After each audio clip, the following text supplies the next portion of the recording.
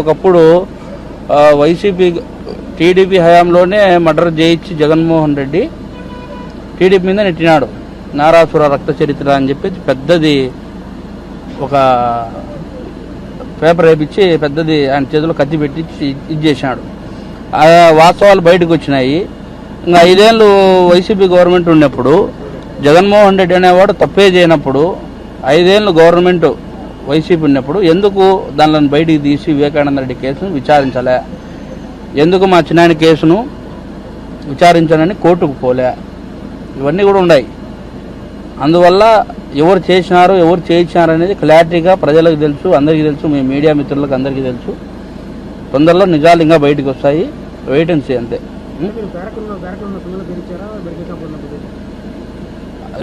చెప్తామన్నా, తొందరలో బయటకు వస్తాయి. ఏం దాచిపెట్టుకునేది ఏమి ఉండదు.